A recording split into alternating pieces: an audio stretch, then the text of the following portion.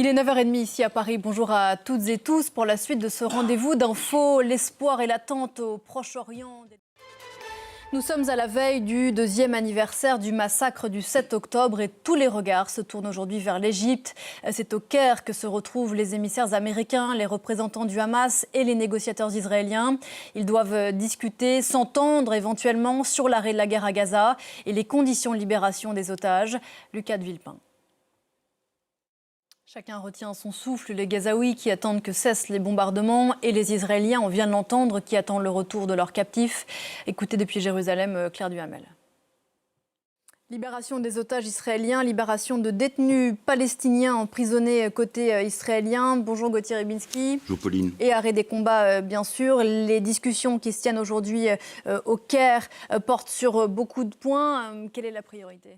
Pendant ce temps, 28 ressortissants français vont être expulsés d'Israël aujourd'hui. Il y aura aussi quelques Grecs, des membres de la flottille interceptés la semaine dernière au large de la bande de Gaza. On en a largement parlé. Ici en France, le parti La France Insoumise s'est inquiété de ce qu'il n'avait pas de nouvelles de 4 de ses élus qui faisaient partie des passagers de cette flottille, dont la franco-palestinienne Rima Hassan. Hier, plusieurs Espagnols ont déjà été expulsés et sont rentrés chez eux. Ils disent avoir subi de mauvais traitements au cours de leur détention par les autorités israéliennes. Marc Pope pour le commentaire en images. Cette information qui nous parvient à l'instant, les mots sont ceux du porte-parole du ministère iranien des Affaires étrangères, selon lequel, je cite, l'échange de 2 citoyens français contre un prisonnier iranien est en discussion. On y reviendra bien sûr quand nous aurons d'amples informations. Et à l'instant, on apprend, pour revenir à l'information qui nous occupait au début de cette heure d'information, Sébastien Lecornu, vraisemblablement, a remis sa démission à Emmanuel Macron qui l'a accepté.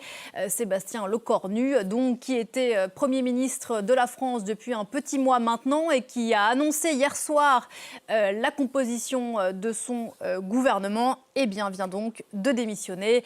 Pas plus de détails sur cette information, mais on l'a dit depuis tout à l'heure, l'annonce de la composition du gouvernement s'était instantanément suivie d'une crise politique. Bruno Retailleau, le ministre de l'Intérieur, reconduit, disant à mots couverts sa colère de voir notamment revenir au gouvernement Bruno Le Maire. Et donc à l'instant, Sébastien Lecornu qui démissionne et la France qui s'enfonce dans la crise politique. On y reviendra bien sûr tout au long de cette matinée d'infos.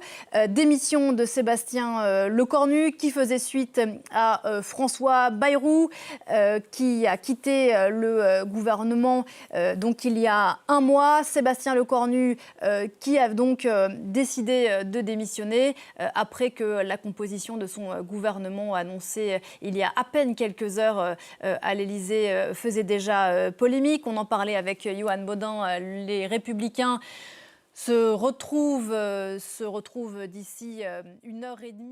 Démission acceptée donc par le président Macron. De tous les scénarios qui s'offraient à nous en ce lundi matin, Flore, est-ce que c'était une hypothèse que l'on retenait ? La démission de Sébastien Lecornu, alors non, absolument pas.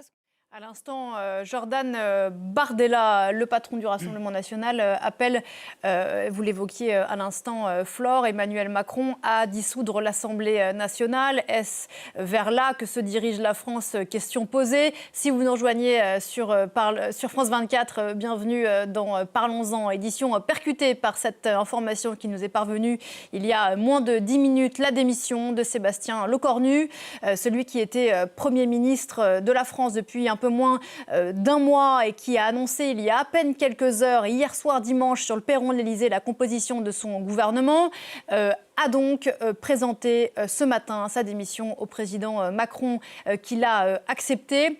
Et maintenant quoi ? L'éventail de questions est très large. Christophe Danchette, vous êtes avec nous aussi pour commenter cette actualité politique décidément très riche ici en France. On évoquait le fait que la présence de Bruno Le Maire reconduit au ministère des Armées ait peut-être été la goutte d'eau qui ait fait déborder le vase pour les Républicains incarnés par Bruno Retailleau.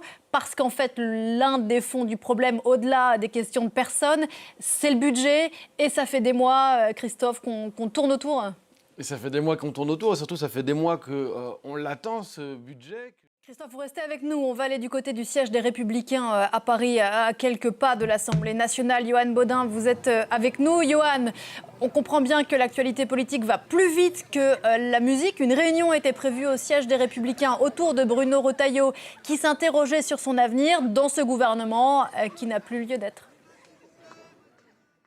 Voilà, merci beaucoup Yohann Bodin devant le siège des Républicains. Tout est très inédit ici en France. Un Premier ministre qui démissionne avant même qu'entre en fonction son gouvernement. Édition spéciale qui se poursuit dans quelques instants sur France 24. Restez avec nous.